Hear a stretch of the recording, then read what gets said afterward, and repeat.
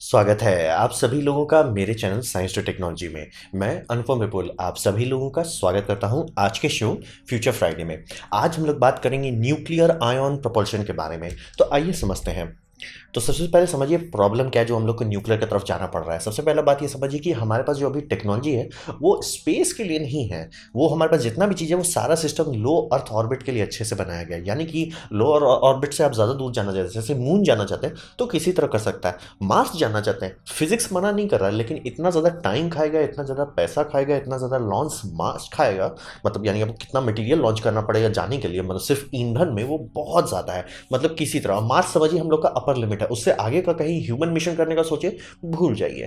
तो हिसाब वही समझिए कि मार्स और उससे आगे जाने के लिए हम लोग का केमिकल प्रोटोकॉल जो चल रहा है अभी वो काफ़ी नहीं साबित होने वाला है। फिर बात करते हैं केमिकल को और अच्छे से समझते हैं।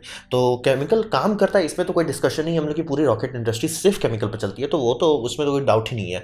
और इसका थ्रस्ट बहुत अच्छा होता है, यानी कि ग्रेविटेशनल वेल से अगर आपको निकलना है तो केमिकल से ज़्यादा पावर किसी और चीज़ में नहीं है। तो ये बहुत बड़ी बात है, इसीलिए आप इसे रॉकेट लॉन्च कर सकते हैं। आप स्पेस में कोई भी सिस्टम इस्तेमाल कर सकते हैं, लेकिन धरती से अगर निकलना है तो सिर्फ ये करेंगे। मार्स से निकलना है थोड़े ऑप्शन आपके पास ज़्यादा होते हैं, मून से निकलना है बहुत ऑप्शन हो जाते हैं। और स्पेस में तो ऑलमोस्ट हर चीज़ काम करता है, लेकिन अगर आपको धरती जैसा स्ट्रॉन्ग ग्रेविटेशनल वेल से निकलना है तो इसके सिवा कुछ ऑप्शन नहीं है, क्योंकि इसका थ्रस्ट बहुत ज़्यादा होता है।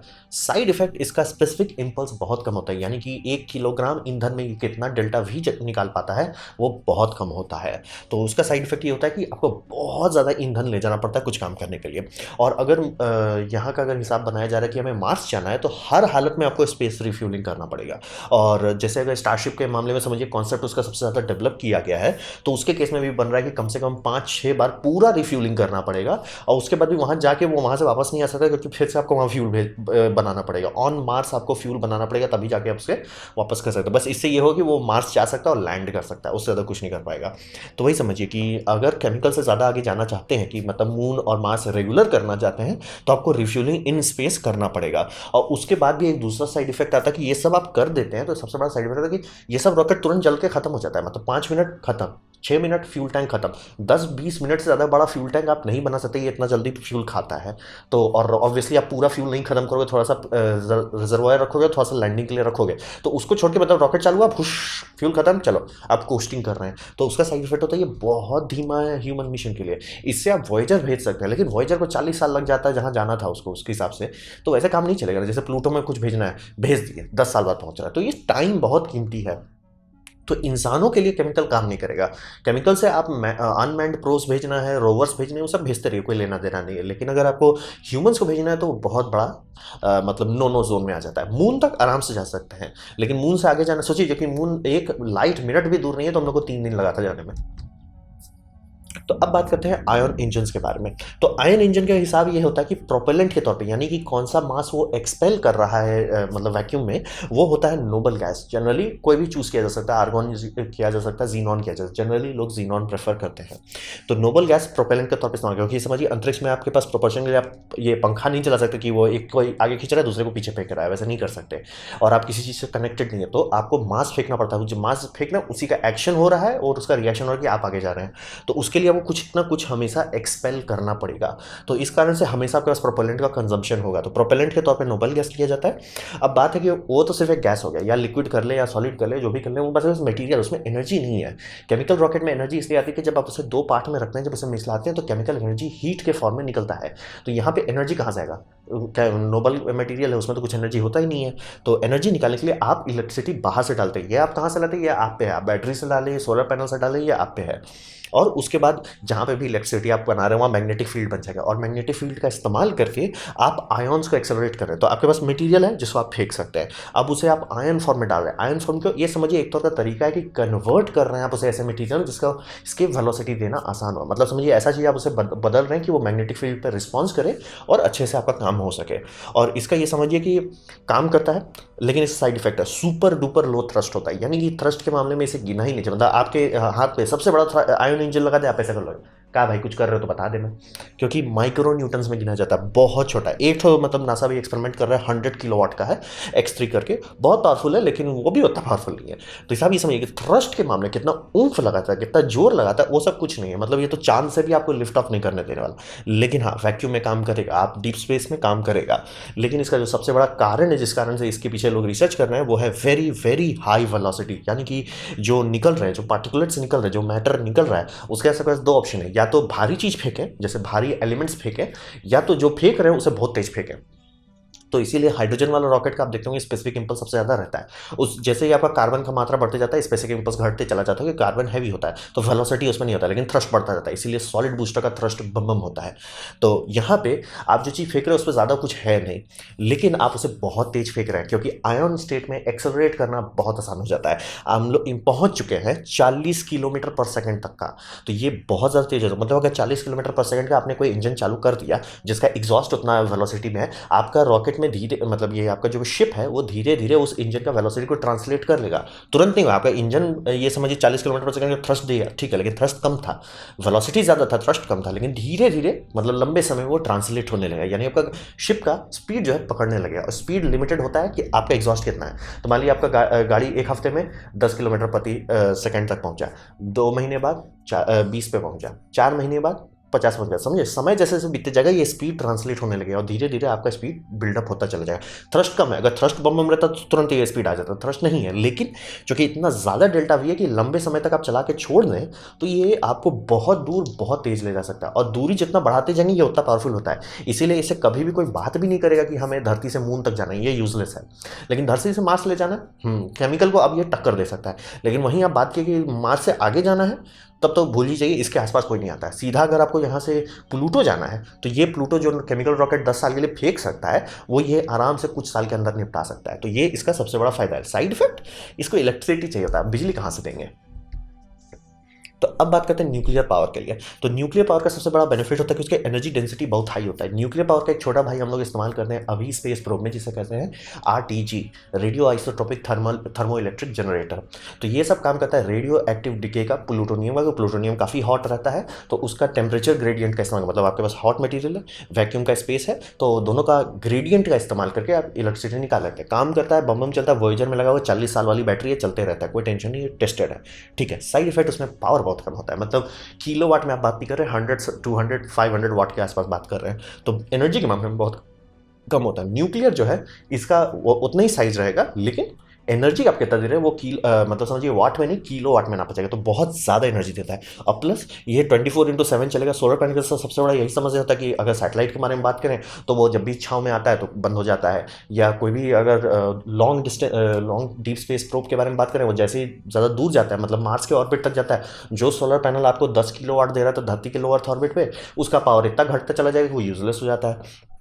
तो इसीलिए आयन इंजन से अभी हम लोग डीप स्पेस मिशन नहीं करते, क्योंकि वो ज़्यादा दूर अगर भेजना चाहेंगे उसको इलेक्ट्रिसिटी प्रोवाइड करना फजीयत बन जाता है। तो इसीलिए ये लोग इस्तेमाल करना चाहिए। 24/7 करेगा और थ्रॉटेबल आउटपुट है, यानी कि आप ज़बरदस्ती का मतलब ये पावर जैसे आ रहा है वो पावर को आप नहीं चाहते तो आप कम कर सकते हैं। ये काफ़ी फायदेमंद साबित होगा, क्योंकि आपका जो थर्मल आउटपुट है अगर उसे आप घटा देते हैं तो आपके कंपोनेंट्स पे थर्मल स्ट्रेस कम हो जाता है। आप फालतू का हर चीज़ को स्ट्रेस में नहीं रहा। RTG का एक साइड इफेक्ट है, वो बैटरी जैसा है कि चलता रहेगा, चलता ही रहेगा। वो उससे 500 मान लीजिए वाट का हीट निकल रहा है तो वो 500 वाट का हीट निकलता ही रहेगा, उसका कुछ नहीं होने वाला, वो कभी कम नहीं होने वाला। धीरे धीरे डिके होगा, लेकिन डिके बहुत टाइम में होता है। न्यूक्लियर रिएक्टर में जैसे मान लीजिए आप बनाते हैं कि 10 किलोवाट का थर्मल एनर्जी निकल रहा था, आप उसे थ्रॉटल कर सकते हैं कि ठीक है, मतलब मेरा मेन हो गया। जैसे मान लीजिए आप प्लैनेट टू प्लैनेट जा रहे थे, एक प्लैनेट का देखिए सर्वे के, उस टाइम आपने रिएक्टर को फुल फोर्स कर दिया कि पूरा इलेक्ट्रिकल एनर्जी लगा लो, सारे इंस्ट्रूमेंट्स चलाओ, सब डेटा ट्रांसपोर्ट करो, ठीक है, बम बम। लेकिन फिर जब कोस्टिंग फेज में आ जाएंगे तब आपको उतनी एनर्जी की जरूरत नहीं रहेगी, आप उसे थ्रॉटल कर सकते हैं। इससे फायदा होगा कि जितने कंपोनेंट्स है वो रिलैक्स हो जाएंगे, ठीक है, जबरदस्ती का पका नहीं रहे उनको, तो वो बहुत फायदेमंद रहता है। थ्रॉटल करना बहुत फायदेमंद साबित होता है। और किलोवाट का तो आज का डिज़ाइन पहुंच रहा है, मेगावाट तक जाना पॉसिबल है। तो इसमें कोई लिमिट है? हाँ, सबसे बड़ा लिमिट है कि धरती ये मतलब जैसे आप अंतरिक्ष में जाते हैं, अंतरिक्ष सबसे गर्म जगह जगह है। ऐसा क्यों? क्योंकि अंतरिक्ष वैक्यूम होता है। वैक्यूम का मतलब परफेक्ट इंसुलेटर। यही चीज़ लोगों को समझना थोड़ा मुश्किल होता है कि आईएसएस के बाद सबसे बड़ा समस्या ये नहीं कि वहाँ जम जाएगा, उनका ये समस्या है कि भैया उनको थर्मल हीट स्ट्रोक ना आ जाए। आप देखते होंगे एस्ट्रोनॉट का जो स्पेस सूट पहनते हैं उसमें पानी चला के उनको ठंडा रखना पड़ता है, नहीं करेंगे तो हीट स्ट्रोक से आ जाएगा।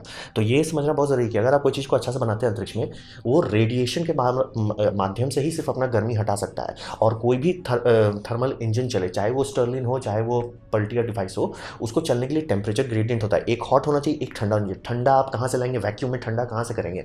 तो हम लोग को रेडिएटर इस्तेमाल करना पड़ता है। और ये सब रेडिएटर मतलब अपना सरफेस का टेम्परेचर बढ़ाता है और इंफ्रारेड के माध्यम से अपना गर्मी डंप करता है। आईएसएस में बहुत बड़े बड़े रेडिएटर लगे, मतलब इसका आम साइज नहीं समझ में आता, लेकिन समझिए रोड के साइज के हैं सब, बड़ा बड़ा रोड, कई लेन का रोड के साइज का है। तो सैटेलाइट में भी खूब इंजीनियरिंग लगती है कि सबको ठंडा कैसे रखें।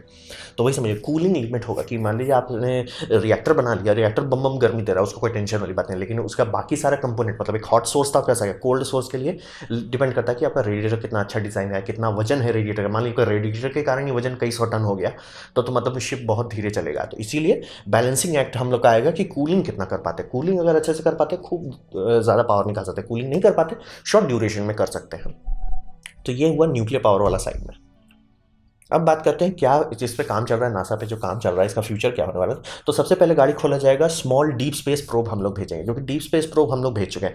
कई सारे deep space probe ion engine का इस्तेमाल करके जा चुके हैं, लेकिन जनरली वो सब एस्ट्रॉइड बेल्ट से ज़्यादा दूर नहीं जाते कि 10 किलोवाट का पैनल लेके चलते हैं, वो 1 किलोवाट का पैनल बदल जाता है। लेकिन अगर ऐसा उसको मतलब जैसे एक कॉन्सेप्ट है कि वॉयेजर के ही जगह पे बस पीछे ये लगा दो, तो इससे ये फायदा होगा कि इसमें आयन इंजन अगर आप लगाते हैं ये बहुत दिन तक थ्रस्ट देता ही रहेगा। मतलब ऑब्वियसली 5-6 साल तक तो कोई सोचना ही नहीं है, आपका इंजन 5-6 साल तक चले। और आयन इंजन अगर 5-6 साल चला तो आपका जो वेलोसिटी है वो बहुत ज़्यादा हो जाएगा। तो इसलिए ये इस पे लोग सबसे पहले काम करेंगे। सबसे पहले एक आयन न्यूक्लियर स्पेस प्रोब बनाया जाएगा। और ये समझिए मैन्युफैक्चरिंग इसका अंतरिक्ष में करना ज़रूरी है, क्योंकि कारण ये है कि न्यूक्लियर मटेरियल अंतरिक्ष में रॉकेट के ऊपर से भेजना पॉलिटिकल इशूज़ में बहुत ज़्यादा आता है। और प्लस रॉकेट है, कहीं पे भी फट सकता है, पूरे अंतरिक्ष में कहीं पे, मतलब लो अर्थ ऑर्बिट में कहीं भी फट सकता है और किसी भी देश में गिर सकता है। तो ऑब्वियसली आप कभी नहीं चाहोगे कि पूरा का पूरा चीज़ एक बार में भेजा जाए। आप ज़रूर ऐसा कर सकते हो कि मतलब मेरा जो प्रोब है उसको भेज दिए, जो बाकी सारा स्ट्रक्चर है वो भेज दिए, लेकिन ईंधन है जो इसको जाके चालू करेगा वो एक अलग रॉकेट में पूरा शील्डिंग के साथ, की मतलब अगर रॉकेट बूम भी हो जाए तो वो भी सही सलामत गिर जाए धरती में। तो वैसा आप चाहेंगे तो उस केसेस में इसे स्पेस में ही बनाना फायदेमंद साबित होगा। और मार्स के केसेस में बात करें, जैसे कि ये नासा का किलोवाट रिएक्टर है जो स्टर्लिन इंजन पे चलता है, सोडियम हीट पाइप का इस्तेमाल करता है, क्योंकि पानी के केस में पानी एक्सप्लोड करता है बहुत ज़्यादा, तो पानी को नहीं कर सकते। और प्लस पानी का प्रेशर और टेम्परेचर बहुत ज़्यादा इनटॉलरेंट है, मतलब प्रेशर उसका बहुत ज़्यादा जल्दी बढ़ जाता है टेम्परेचर बढ़ने पर। न्यूक्लियर का बात कर रहे हैं, टेम्परेचर भागेगा ही, तो सोडियम इस्तेमाल करते हैं। क्यों? क्योंकि सोडियम लिक्विड 300 डिग्री सेल्सियस के ऊपर होता है, तो ये उसका फायदा रहता है कि उसको टेम्परेचर बहुत दूर तक होता है, 1000 डिग्री तक ओवर हीट हो रहा है, कोई टेंशन नहीं। सोडियम के लिए तो नॉर्मल हो गया, तो मतलब समझिए घूमने आया है ठंडे वाले जगह पे, तो इसीलिए सोडियम हीट पाइप बनाया जाता है और वो लॉन्ग टर्म तक स्टेबल रह सकता है। तो हिसाब ये रहेगा कि मार्शियन शिप में, मूवी जो आप देखेंगे द मार्शियन में, कि एक फेरी था जो लो अर्थ ऑर्बिट से मार्शियन ऑर्बिट पे जाके फिर से ऐसे ऐसे आगे करते रहते, तो वैसे ही बनाया जाएगा। और मतलब कोई भी ग्रेविटेशनल वेल में उतरना और निकलना, यानी कि लैंड करना और टेक ऑफ करना, उसके लिए आप केमिकल इस्तेमाल करेंगे, लेकिन जो ट्रांसपोर्ट है उसके लिए आप न्यूक्लियर आयन इस्तेमाल करेंगे, ताकि ये स्पीड कम हो सके, मतलब कि 6 महीना लगेगा जाने में, नहीं 1 महीने के अंदर आना जाना निपटाया जा सकेगा। तो ये लेकिन अजीब बात है, मार्शियन में जो मतलब ट्रांसफर विंडो था वो ऑलमोस्ट उतना ही था जितना होम इन ट्रांसफर है, तो भाई न्यूक्लियर आयन इस्तेमाल क्यों कर रहे हो। तो ये समझिए कि इन एंड ऑफ के लिए आपको अभी भी केमिकल इस्तेमाल, इसीलिए बोल रहा हूँ कि आयन इंजन में थ्रस्ट बहुत कम होता है, लेकिन लंबी दूरी जाना है तब यही आप इस्तेमाल कर सकते हैं। तो यही समझिए गाड़ी इसकी खुल चुकी है, काफ़ी लोग इस पर रिसर्च कर रहे हैं और धीरे धीरे समझिए मतलब अलग अलग औजार जो है इसके जोड़ जोड़ के बनाया जा रहा है। तो ये था मेरा प्रेजेंटेशन न्यूक्लियर आयन इंजन्स के बारे में। उम्मीद करता हूँ आपको अच्छा लगा, कुछ सीखने मिला हो, कुछ समझ में आया हो। अगर ऐसा है लाइक कर दे तो उसे शेयर कर दे, उससे मेरा काफ़ी भला होगा। नहीं अच्छा लगा, नहीं पसंद आया, कोई बात नहीं, आप डिसलाइक कर सकते हैं, मैं कहूँगा डिसलाइक 2 बार दबाएं, उससे मुझे पता चलेगा कितना ना पसंद हुआ है। मैं आपसे कहूँगा कमेंट लेके मैं हर कमेंट को पढ़ने की कोशिश करता हूँ। आपसे कहूँगा सब्सक्राइब कीजिए, बेल दबाइए अगर आप फ्री हैं तो। आपने मेरा वीडियो देखा जान के मुझे बहुत खुशी हुई। धन्यवाद।